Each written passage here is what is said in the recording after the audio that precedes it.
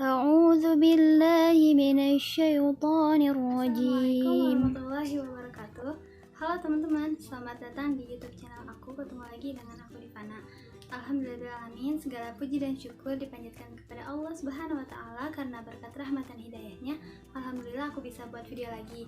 Nah, di video kali ini aku akan bahas tentang Quran Surah Al-Muzammil ayat 1 sampai 10. Sebelum lanjut ke materi, aku akan membacakan Quran Surah Al-Muzammil ayat 1 sampai 10 terlebih dahulu. أعوذ بالله من الشيطان الرجيم. بسم الله الرحمن الرحيم. يا أيها المزمل قم الليل إلا قليلا نصفه أو انقص منه قليلا أو زد عليه ورتل القرآن ترتيلا إنا سنلقي عليك قولا ثقيلا إن ناشئة الليل هي أشد وطئا وأقوم قيلا إن لك في النهار سبحا طويلا واذكر اسم ربك وتبتل إليه تبتيلا رب المشرق والمغرب لا إله إلا هو فاتخذه وكيلا واصبر على ما يقولون واهجرهم هجرا جميلا. Jadi, Quran Surah Al-Muzammil merupakan surah ke-73 di dalam Al-Quran. Surah Al-Muzammil ini diturunkan ketika Nabi Muhammad SAW tengah berdakwah di Mekah. Hal ini disampaikan oleh Imam Jalaluddin Al-Mahali dan juga Imam Jalaluddin As-Suyuti dalam kitab terjemah Tafsir Jalalain berikut Asbabun Nuzul. Hal ini dikarenakan surah Al-Muzammil diturunkan sebelum surah Al-Muddatsir. Ada 3 pendapat tentang asbabun nuzul surah Al-Muzammil. Yang ke-1 yaitu mengatakan bahwa asbabun nuzul dari Quran surah Al-Muzammil ini dikarenakan adanya celaan terhadap Nabi. Ini merupakan pendapat dari Imam As-Suyuti dalam kitabnya halaman 571 dan juga dalam kitab Asbabun Nuzul halaman 606. Lanjut, pendapat yang kedua yaitu mengatakan bahwa saat itu kecemasan Nabi ketika Nabi menerima wahyu di awal-awal kerasulan. Nah, ini pendapatnya Imam Al-Maraghi dalam bukunya halaman 189 mengutip dari Ibnu Abbas, dan hal ini pun disampaikan oleh Syekh Abu Bakar Jabir Al-Jazairi dalam bukunya halaman 674.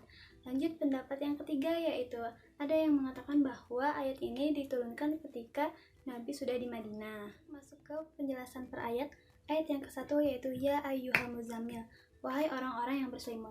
Kata yang diperselisihkan di ayat ke-1 ini yaitu kata al-muzammil.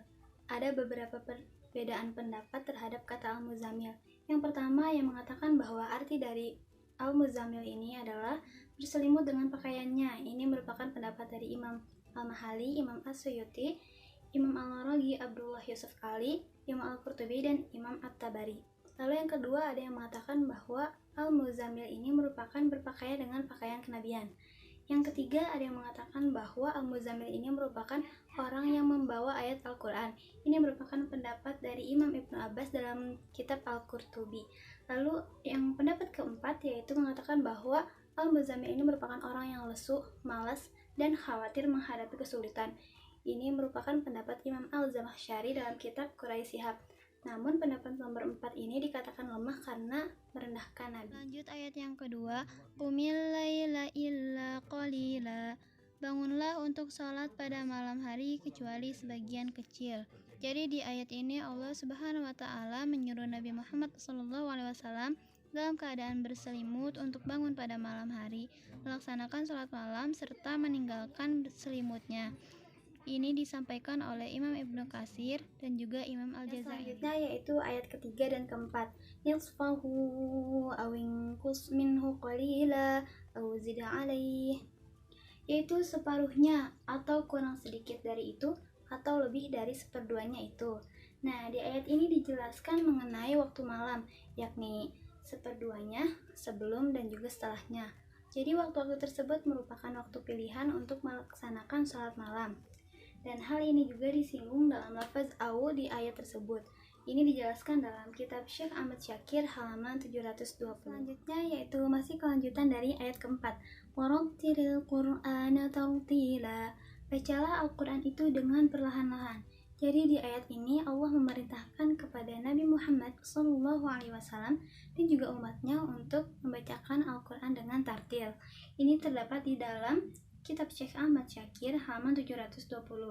Dan yang dimaksud dengan tartil itu yaitu merupakan membacanya dengan perlahan-lahan, memperjelas huruf-hurufnya, berhenti dan mulainya, tidak tergesa-gesa supaya pembaca dan pendengar dapat memahami maknanya dan juga menghayati kandungan pesan-pesannya. Lanjut ke ayat yang kelima.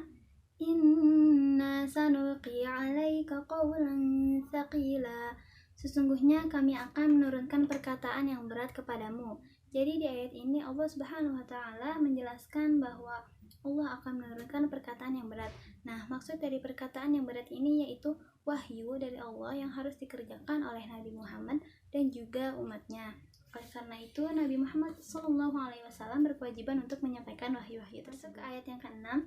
Inna nasyi'atal laili hiya asyaddu wata'an wa aqwamu qila. Sungguh, bangun malam itu lebih kuat mengisi jiwa dan bacaan di waktu itu lebih berkesan. Nah, penggalan ayat Inna nasyi'atal laili ini memberikan pengertian tentang waktu di malam hari. Dan karakteristik waktu malam hari oleh Imam At-Tabari, Imam Al-Qurtubi, dan Ali Yusuf ini ada dua. Yang pertama yaitu ada asyaddu wat'an yang berarti sangat tepat.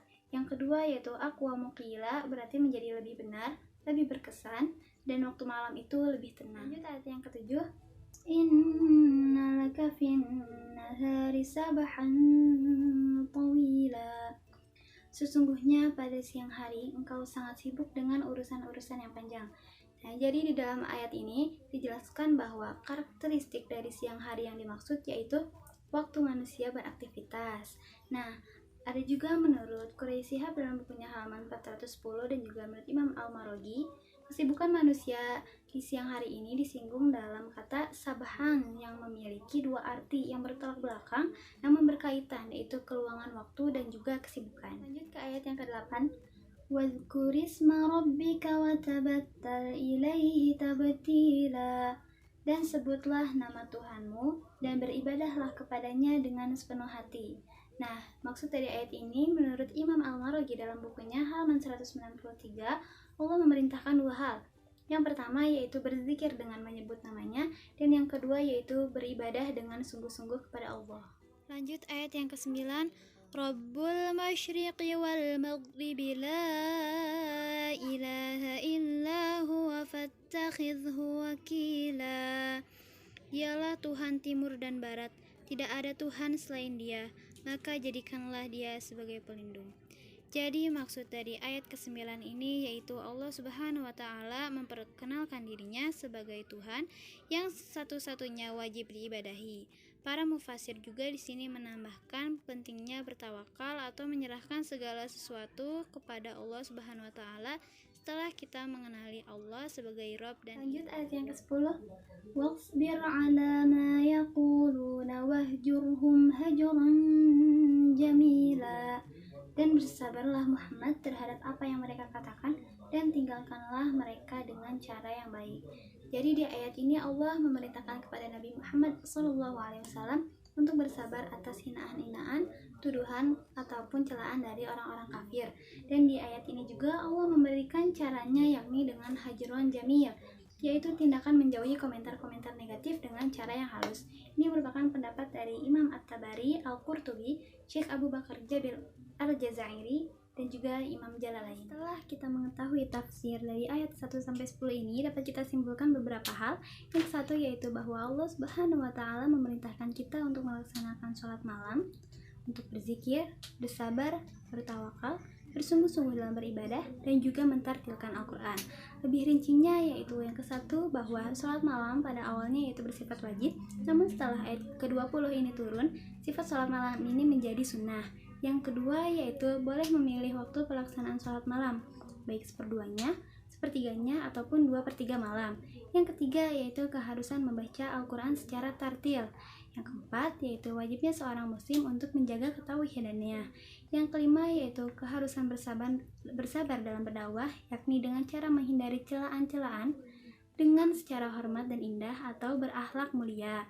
Lalu yang selanjutnya yaitu keharusan beribadah dengan sungguh-sungguh, dan yang terakhir yaitu anjuran berzikir siang dan malam. Ayat-ayat tersebut apabila dikorelasikan dengan latar belakang turunnya ayat tersebut, maka sebelum terjun ke medan dakwah, hal utama yang harus kita lakukan yaitu membina spiritualitas diri kita dengan selalu menjalankan segala perintah-perintah Allah. Jadi sekian dari aku, semoga bermanfaat dan mohon maaf bila ada kesalahan. Wallahul muwaffiq ila aqwamit thoriq. Wassalamualaikum warahmatullahi wabarakatuh.